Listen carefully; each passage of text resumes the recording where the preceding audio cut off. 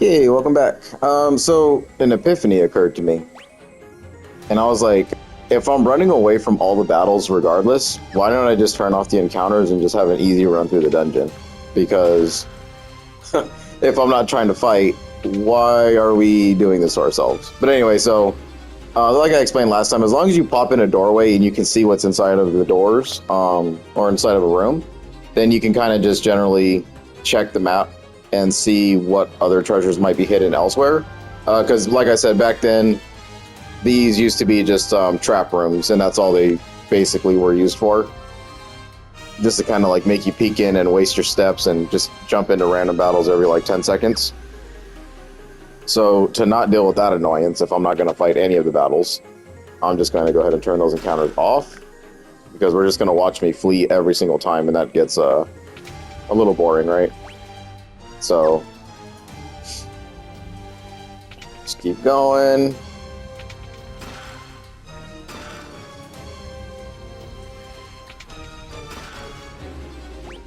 Got another copper armlet. We're going to give that to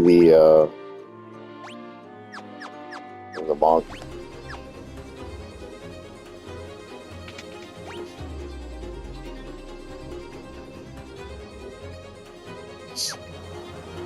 Alright, so that's going to be a boss door. So just to showcase this from last episode as well, you won't be able to open up these bottom 4 doors until you get the Mystic Key. So they're kind of useless. This room will lead to the boss fight.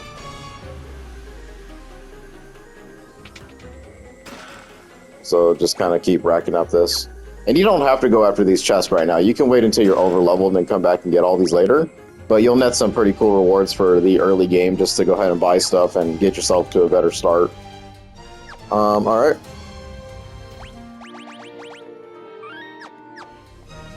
So this encounter is fixed. There's nothing you can do about it. It won't really be monsters in a box. It'll be monsters on a tile in this game.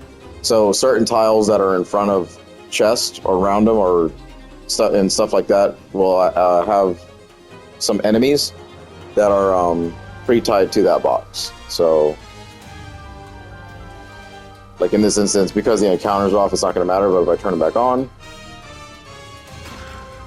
okay, they are in a box. Never mind. I think in some versions of the game they're not really in the box. They're pre-tied to a floor tile. This fight can be really hard, so you do want to be very careful here. I would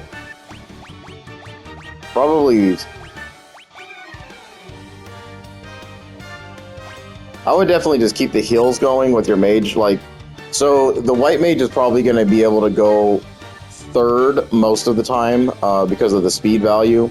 So your monk and your wizard, your black wizard, should always go first, and then followed by the warrior because of the weight of his armor.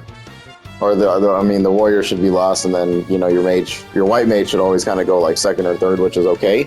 This is the problem with these turn by turns in this kind of a game, because you can't really tell when she's gonna go. So like you do want the enemies, if they're faster than you, to kind of hit you, so you're not wasting a heal, but generally, you just have to kind of play the fuck it and find out type of game. So we'll go ahead and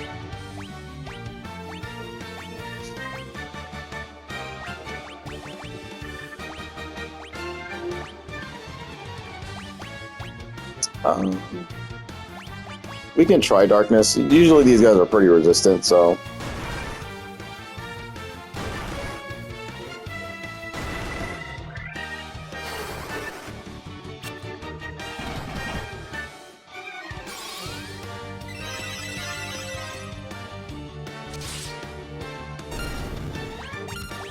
yeah, like I said, they're pretty tanky, so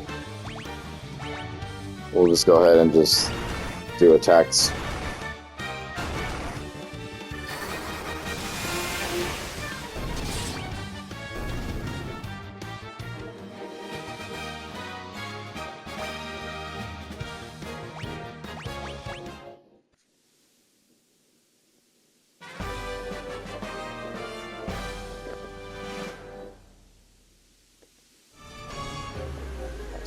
Okay. So then in this scenario, since we got the crown, I will now just make my way out of the dungeon. So obviously you're going to be running away from battles because you're probably running out of items and poisoned to hell at this point. And that battle is extremely tough. Like, I think we got the best version of that fight. If not, then that was the worst version of the fight. I'm not sure if it was loaded with at least 2 to 6 Pisca demons, or mind flayers, if you want to call them that as well. But yeah, you can have up to, I believe, 6 of those guys show up at once. It's kind of random, so depending on what value you get, you might want to reset and just do that battle over and over again until you get like the number that you want to defeat. Because 4 of those guys was pretty tough. You know, we were getting hit really hard. Lost a lot of HP, especially with the Mach. Usually somebody dies here. Like, you probably have like 2 party members that actually go down. So that's not fun to deal with.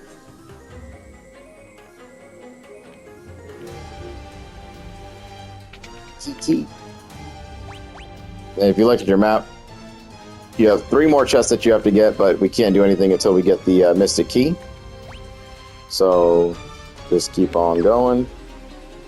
Get the door. Do the ladder. Once you're in this room, you're pretty much good. You're safe. It's the weaker enemies are always in the first floor of an area. Okay, then I won't take away from the experience here. So we want to go ahead and use a sleeping. We'll go ahead and use it. Yeah, we'll have a lot of money.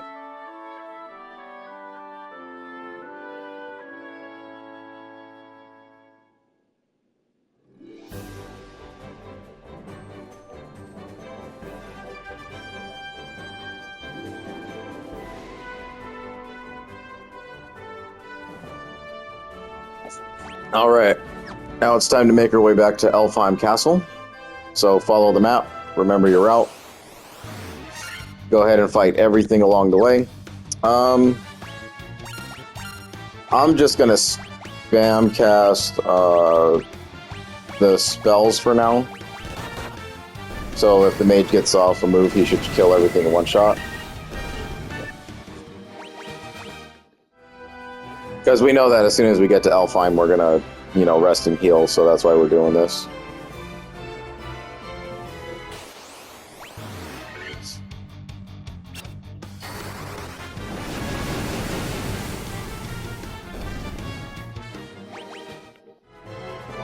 Typically, that fight is very miserable on your own, because you would probably still be under-leveled, and the wolves would move a lot faster than you.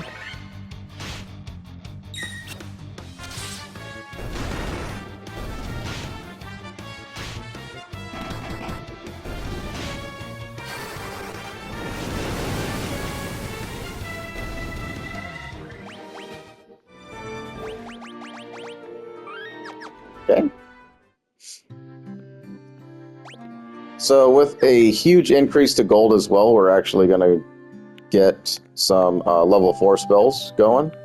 I don't really like the level 4 casting. It doesn't really have a lot of good stuff, to be honest, but it is what it is. So you got Null Frost is the best. Vox and Poisona are probably the 2 that you want to go for here. Usually in this game you won't get silenced, like, pretty much ever, but Fear doesn't really work often on a stronger enemy, so it's kind of a bad choice. But Cures Poison. Poisona is probably the second best option in the level 4 magic of whiteness.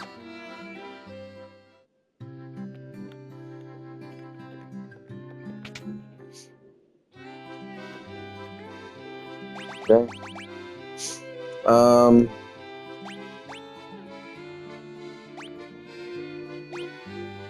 Lazara, obviously you're going to need that. Confuse is actually a fun one. You can do a lot with that. Sleepra is a 1 enemy target sleep, so you can put some pretty big enemies to sleep at that. Some bosses are susceptible to it, but it's really just a gimmick move. I would just go with Confuse if you want to just fill up your slots. I think I left a level 3 open. Yeah, I did. Okay. let's go ahead and fill that up.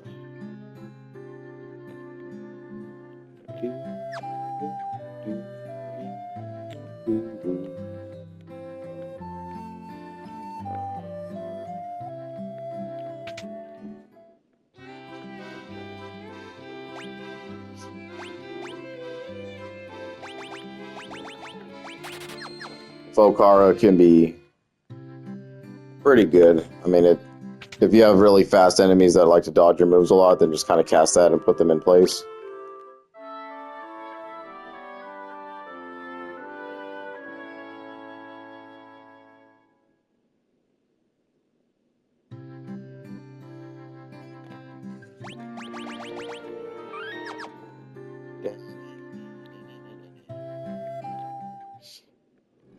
Okay. So what do we got to do with the crown, right? That's the whole thing. You're going to take the crown back to the Western Keep. So if you look at your map, and you're sitting here saying to yourself, where is this Western Keep, right? It's because we didn't go there. Now, normally you probably would explore northern area just to go get there and kind of figure to... So what we're going to miss is that we're going to miss a little bit of content on the Dark Elf King, who is basically going to give you the mission to go down to the Marsh Cave and pick up his crown, so that he'll give you, like, you know, something in trade for it, but obviously it's not going to be a good thing. So we're going to move out, fight some battles along the way. Knowing that I am not going to really need like level 5 spells to damage all enemies since we're going to be going into a boss fight, I typically at this point will just allow him to cast that fire magic. Obviously I only get 5 opportunities unless you use a, you know, one of your tents or whatever. You just want to keep track of the Black Mage though. So just keep walking.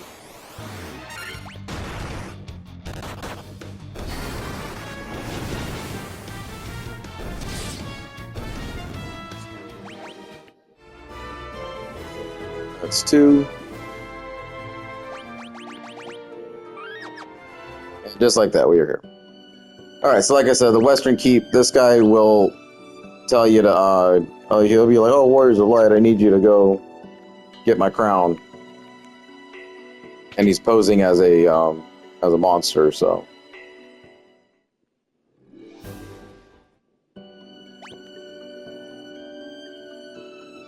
I always forget how to get over there.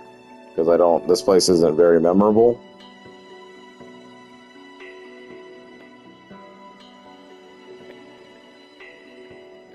So it's just so you see, door is locked with the Mystic Key. So the Mystic Key has been locking a lot of progression, right? So as soon as we get that thing, we're going to be doing a lot of backtracking and then picking up a bunch of items to progress the game. So here's the king. Like I said, he might not have the dialogue because we kind of skipped ahead. Yep, so he's going to go straight into being Astos.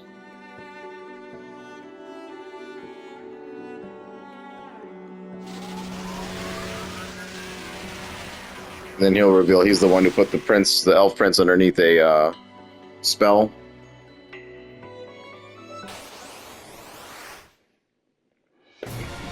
Okay, so something that's really annoying about Astos is that he has an insta-death spell, and it probably will work, so be ready for that. If one of your teammates go down, it's okay. You can reload your save and do it again until nobody dies, just if you have like OCD issues and you want everybody to kind of level the same. You can mess around with whatever magic you think he might cast first. So, in my experience, he likes to do fire damage really fast out the gate, so hopefully she gets a turn off. Other than that, let's see here. Actually, you can silence him. If silence works on him, then you pretty much win this fight. Go ahead and cast haste there. Shit. Already right out the gate.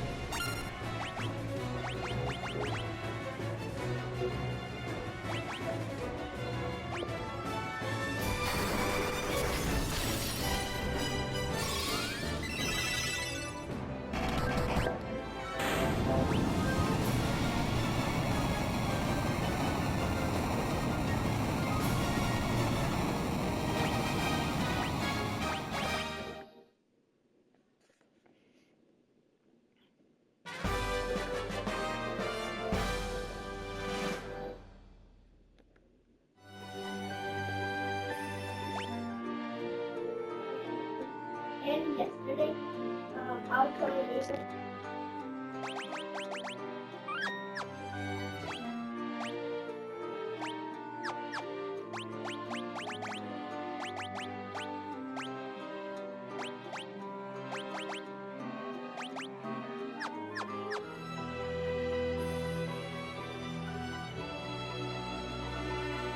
Okay, so obviously the warrior went down in that fight. As soon as I said anything about the instant death spell, he casted it immediately, so he's an asshole.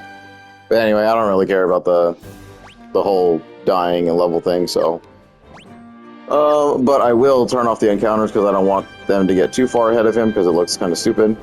Usually that would be a reset point for me because my OCD would kick in and be like, oh shit, I don't want that to happen.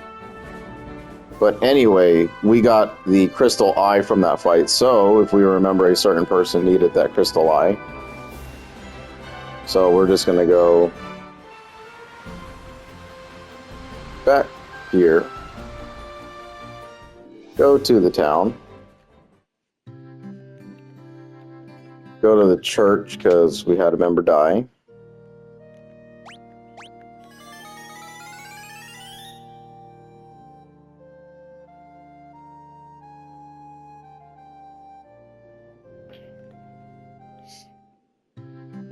And with that much gold, you only get revived for 1 HP. Very nice.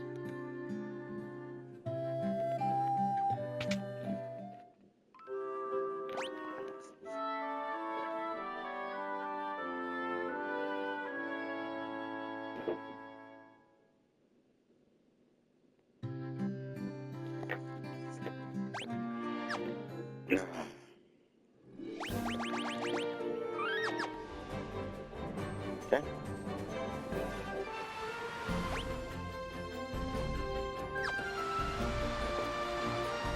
Turn those back on.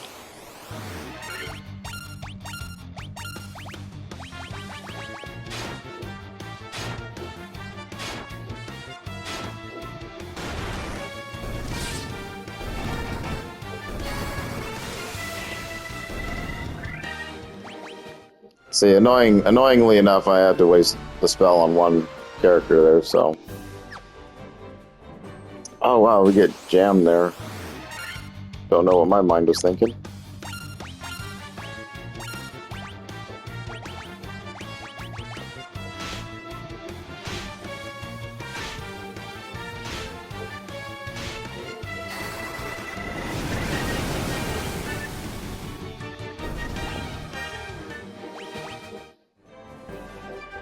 Sometimes it doesn't kill everyone at once, so... Damn, really? I thought that's a really shitty run back then.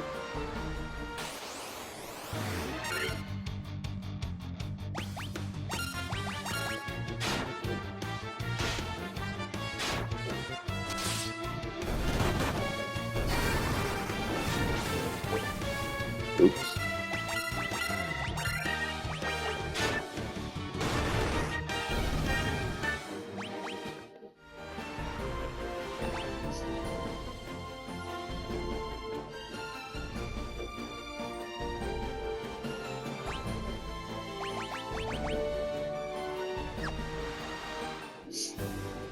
I guess they figured he'd be really powerful at this point, so they didn't really care.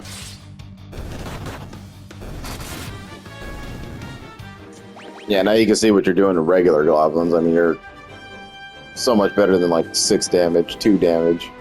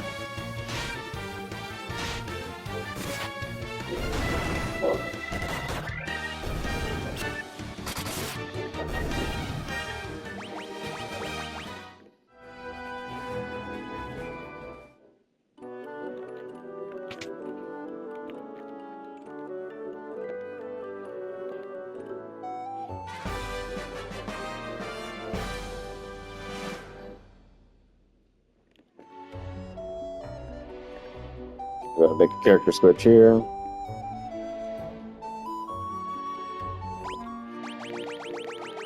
Okay, so the item we got was Jolt Tonic. Obviously, name implied meaning that we are going to jolt the prince awake.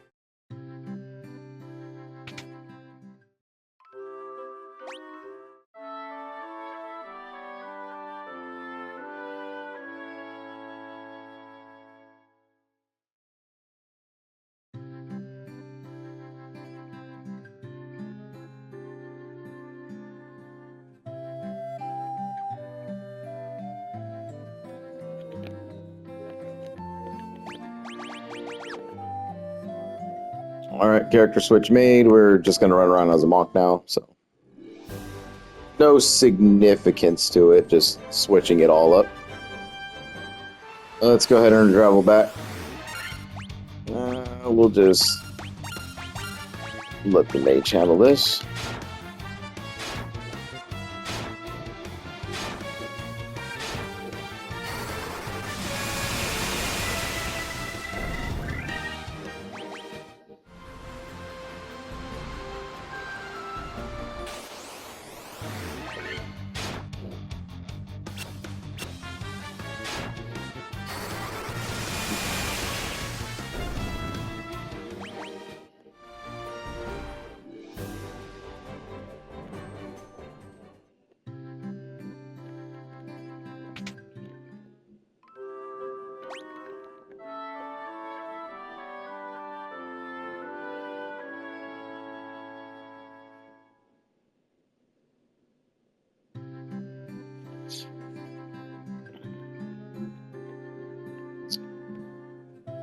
Might take a trip to the item shop real quick. Grab up some stuff. Not quite rich enough yet to buy those just like it's candy, so you want to buy some tents. A little bit more sleeping bags would never hurt.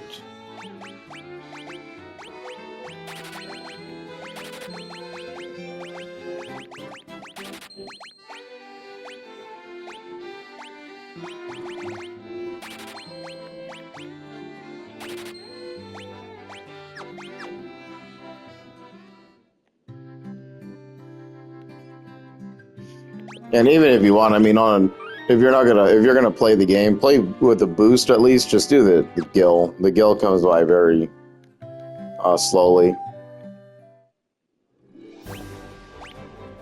I think it's better to have the money right away because you're just gonna sit there and grind away. You might as well just make it worth your time. Okay, so we got the Jolt Tonic. We got to turn it back over to the Prince so he can wake up. And then we're going to get a lot of neat stuff from this, so...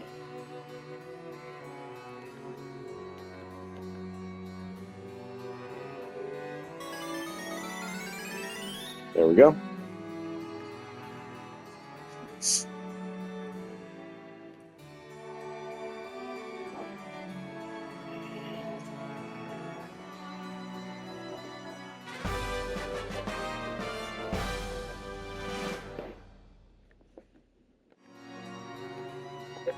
Okay, so his dream was telling him that we are the warriors of light and we needed the key. It's pretty much what just went down. So, good dreams, I guess.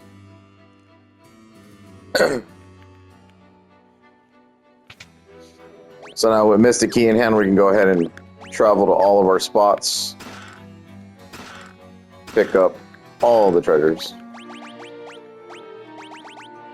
Bronze gloves. Makes us more defensible. Mithril hammer.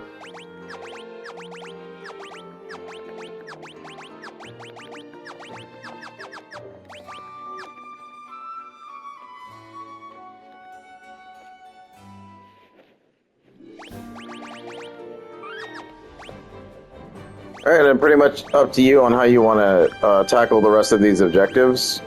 I would probably go in order and just handle everything off to the sides here. And then start making your way back towards places like the Chaos Shrine. Cornelia has a Mystic Key door in there as well. And then eventually we're going to have to make our way back to Mount Dugar to advance the story. So, yeah, just start going backwards. You're going to revisit fights and continue to do this over and over again.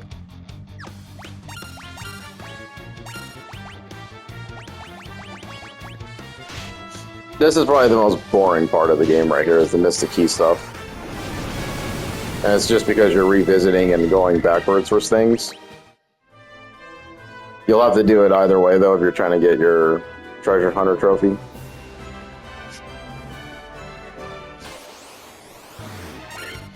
But the extra battles along the way actually kind of help a little bit. I don't think the ogre's going to die.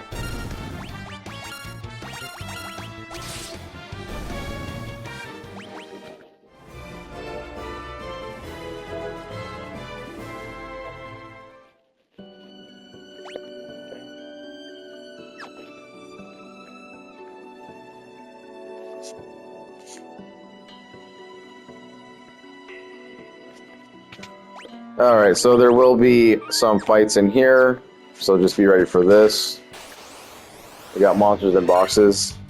The mummies are pretty easy to deal with. I think one Diara will actually just finish these guys off. They do paralyze you, though, with hits, so they do cast, like, status ailments, so you have to be kind of be careful here. But, like, even if she doesn't get off of that, do like fire or something just because they're undead. Okay, so they do sleep. Some of them do paralyze.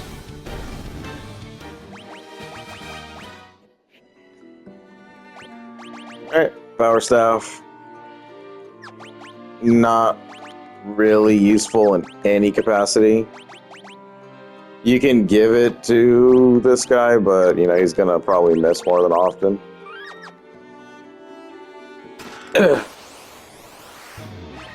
Do it again. Hopefully Diara gets off. Nope.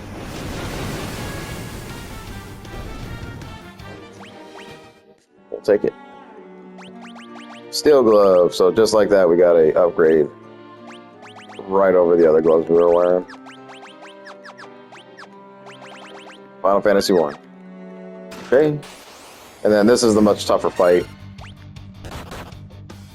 Yep.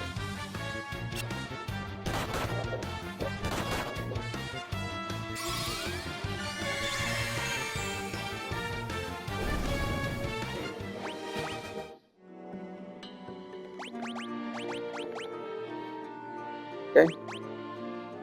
If you just don't want the broadsword for whatever reason, then you can switch over to the falchion, but it's not going to do anything. It's literally the same stats.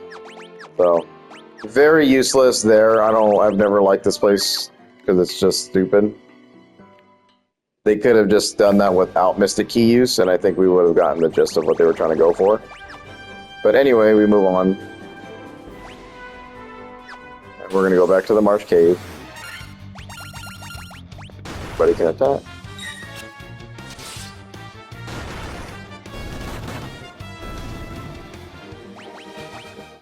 And you can see that the monk is definitely out damaging the knight in physical hit alone.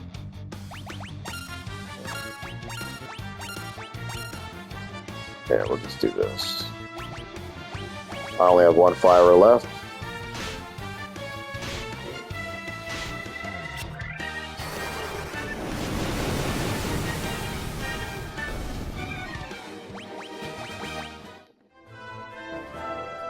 Then essentially from here I would be running away from battles because I feel good with my level.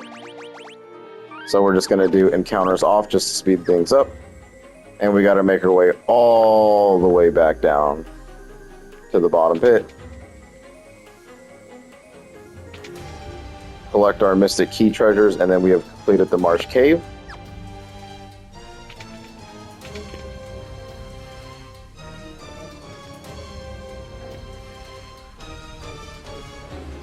It's a lot easier though when you come back because you should be a little bit stronger, have better spells, probably more money, this and that. Yeah, go ahead and fight these fights.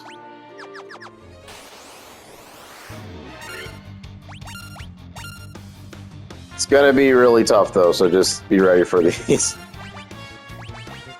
So with that, we're gonna go just Bazaar them. It's our next best spell.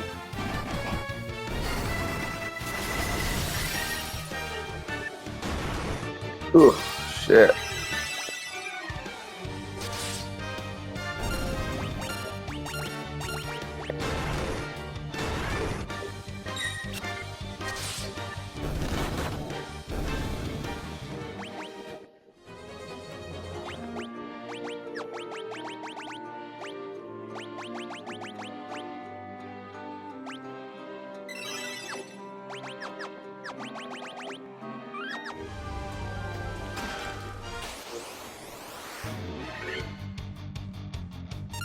Okay, Anacondas.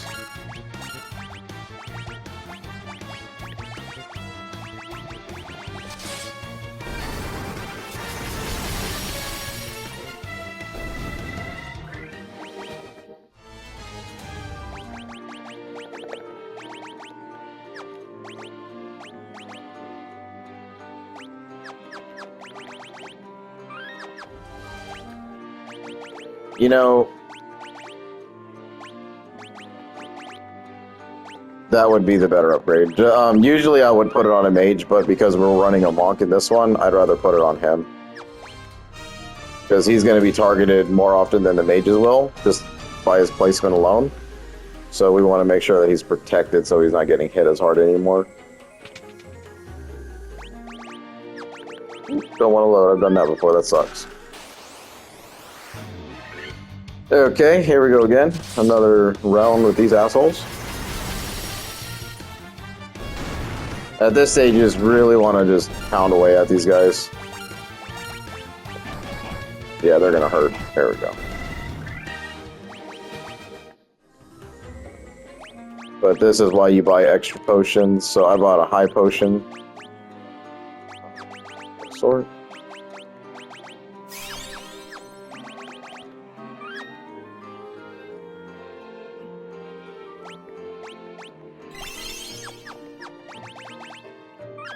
Yeah, but keep stocking up on potions at this point. That's basically the name of the game. And we got one more to go. So as we can tell that the treasures are not easy to come by here. Once again, one final bout with Piscademons.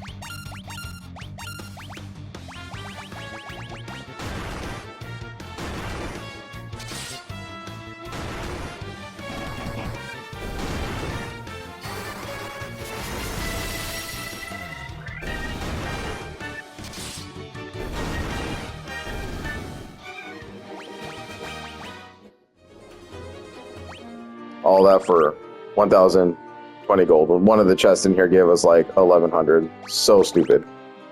Again, the FF1 experience.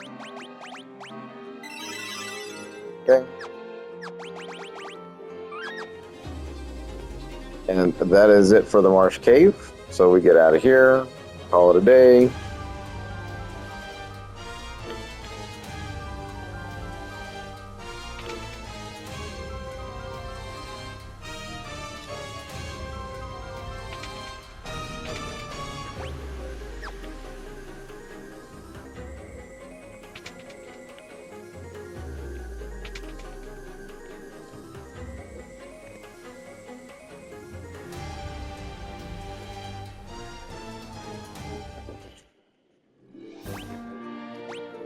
Okay, so turn those back on. Open world battles are good for money-wise, that's why I kind of do this.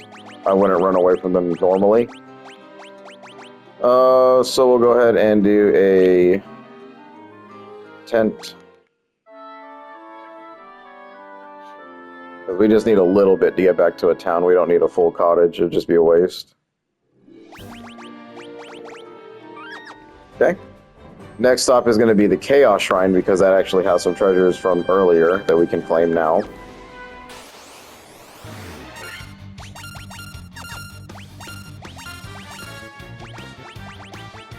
So you see that we only got like a little bit of points back. So it's not going to be like the greatest thing in the world with the tent, but it'll get you a little bit more survivability.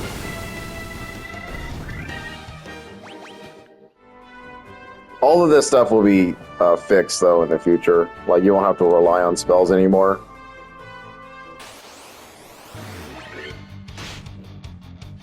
Especially with these huge groups. The huge groups are pretty bad. Just too many moves, and you have to sit there and just kind of watch the damage tick on you. Your evasion stats don't matter for shit to these lower, lesser enemies.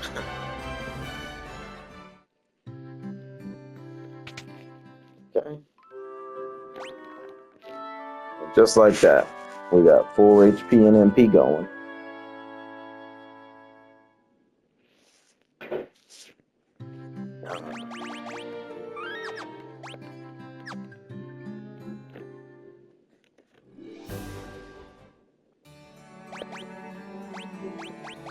Let's do a quick roundup, make sure we're actually doing the right thing. Yep. Yep, and yep. Okay.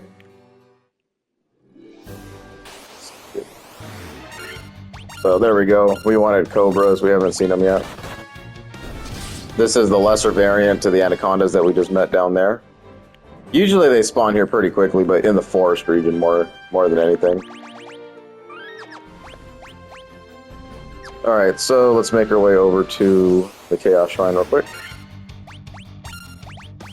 I would have your power hitters deal with those guys, and then have Thundara cast upon everybody.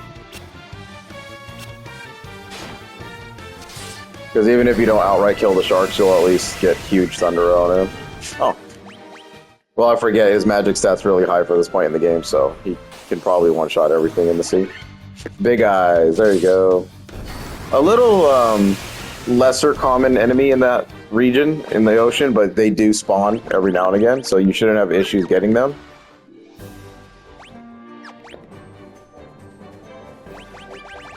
Sharks are supposed to be the rare variant in the ocean. Buccaneers are kind of the first one, then it'd be sharks. Sahagins and Sahagan princes usually always go together. I think there's a Sahagan... No, those are Sahagan chiefs, and then Sahagan princes are like a little bit later in the game, and then something else, I forget. Okay.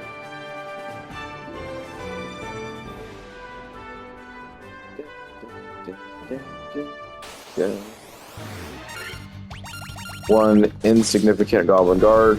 Get wrecked. Moving on.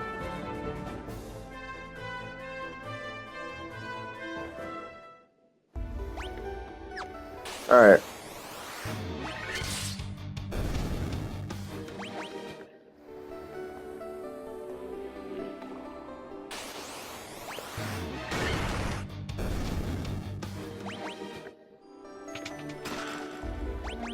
A rune blade, that's a increase in that. You can also view the description with pressing square here, and it'll give you like another subtext here where it says like a sword that is effective against spellcasters.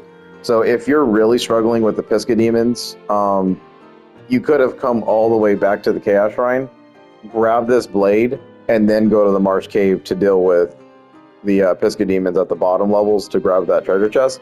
Because I guess the game considers them magic casters, even though they just kind of do physical hits on you, which is strange. But anyway, so there you go. So now anything spellcaster-wise, you'll do increase in damage, but only for a short time because that blade gets outpaced here pretty quickly. The pacing of weapons and armor in Final Fantasy 1 was really terrible. Like, you would pick something up and it would be an upgrade, and you probably could have used it that entire dungeon, like probably on a side room or something, but they give it to you so much later, and then by the time you get to the next town, you can buy something even better. So it's like, why? Why did you even make that a thing?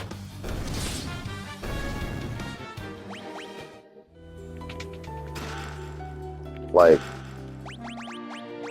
that, for instance. So we got Aware Buster, which is effective against Beast. More than anything, you do run into Beast more than spellcasters, so just like that, you already replaced your sword. We look at it, and now we're at 6 out of 13, but you're probably thinking like, but where are the rest of the treasures? We're not going to know for a while, so just keep on moving on. You're still progressing nicely here. The other 7 treasures are going to be found much later in the game, so don't worry about that.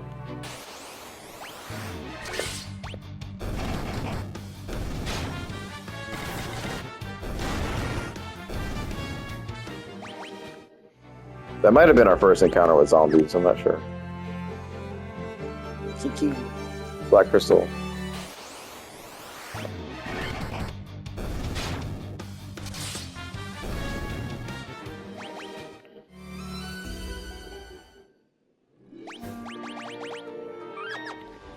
Okay, we're making great progress.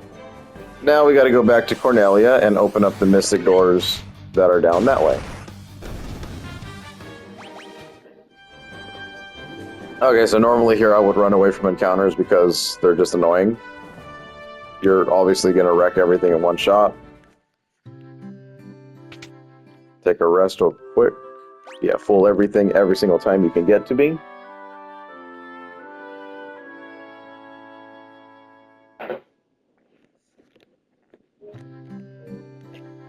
Okay. Gil looks really good, so moving on.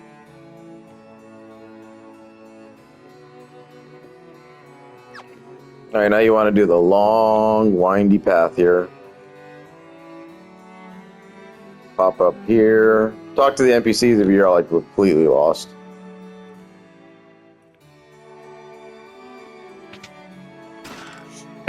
Iron armor. Already got it.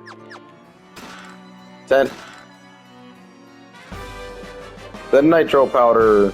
So if you haven't discovered the dwarves yet, which you probably should have if you were exploring the map thoroughly at the start of the game, then a dwarf in there would have been saying something about nitro powder. Well, here you go.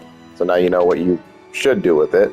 And this is the most important thing about like the older games is that back then, you know, obviously there's a walkthrough and there's a guide and there's all sorts of shit on the internet nowadays, but you used to have to like write stuff down in a book in JRPG specifically to remember what NPCs wanted what things, because it'd be so oblivious to you as to what you're supposed to do with some things. And you probably went like 3-4 hours since you talked to that one random ass NPC and you're like, what was I supposed to do? So then you get lost in the world, walk everywhere, and then you're like overpowered for the next dungeon because you've been running into 100 encounters over the course of another hour just trying to figure out where to go.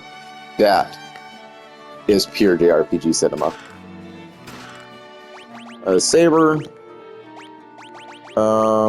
Not very good. If you have a lot of physical hitters and you just need someone to have a sword, I guess, but yeah, that really sucks.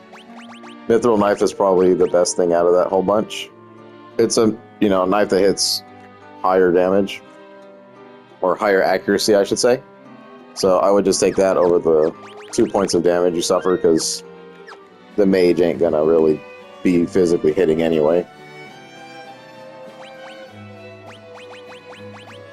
Okay. So and then you do your roundup. Everything looks really good. That's all we can do. So now we gotta make our way back over to Mount Dugar.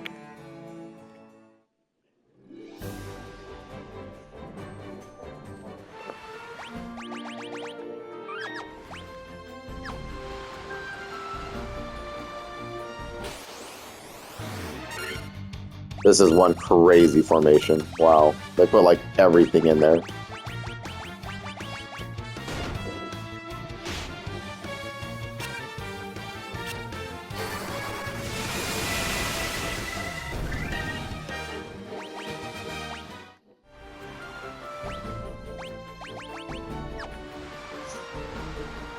Kind of park your boat up here.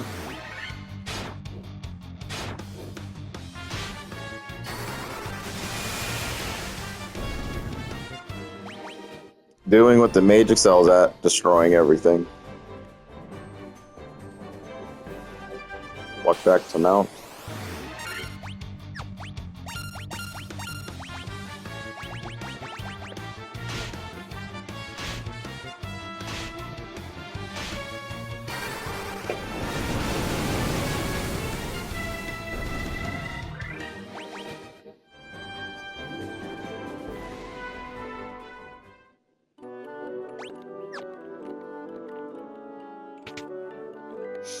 Okay.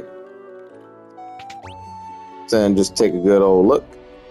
And you're like, okay, I remember that there was a mystic door that had a bunch of treasure chests. Well, you finally have ascended.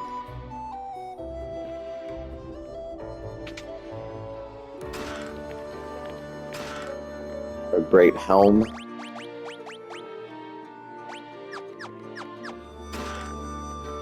Worm killer.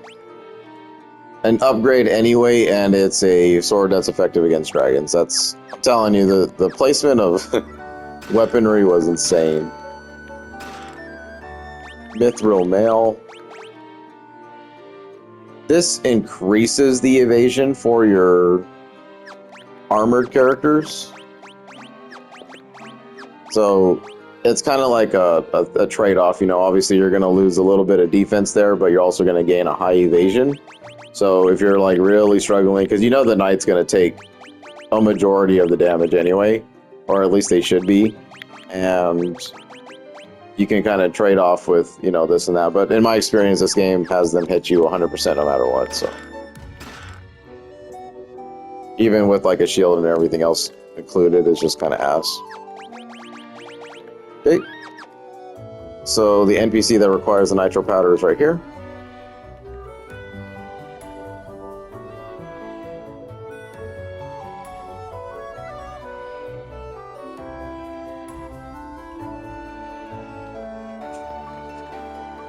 Gotta blast this to smithereens.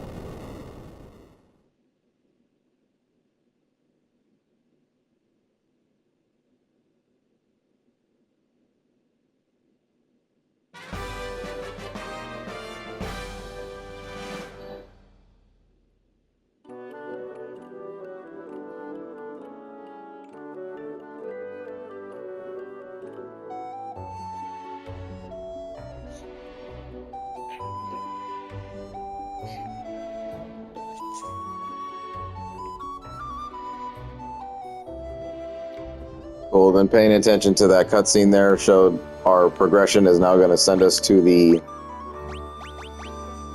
western part of the map now. And that's going to allow us to kind of circle around and explore the world in its almost fullness, I say, because there will be some areas that we still can't access yet just through a ship.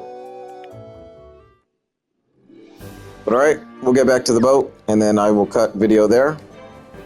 And move on. What I'll probably end up doing too is I'll head back over to Cornelia and then fully heal, just so that we have a fully healed party, and then make my way over to where we need to get going.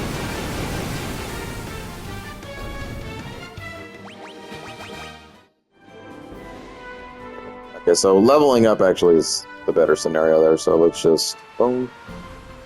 And for time's sake, let's just go ahead and head over here. Get this off.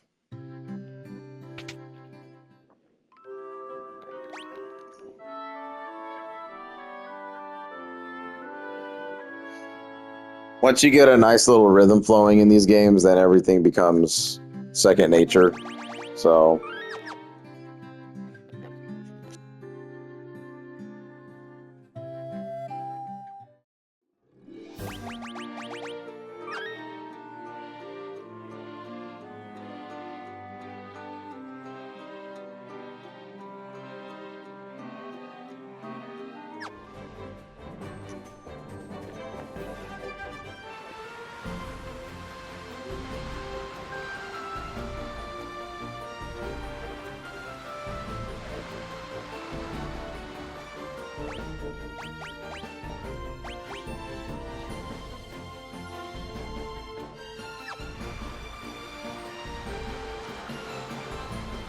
alright, so this is the area that was just opened up, so we'll cut here and I'll rejoin later. Thanks for watching.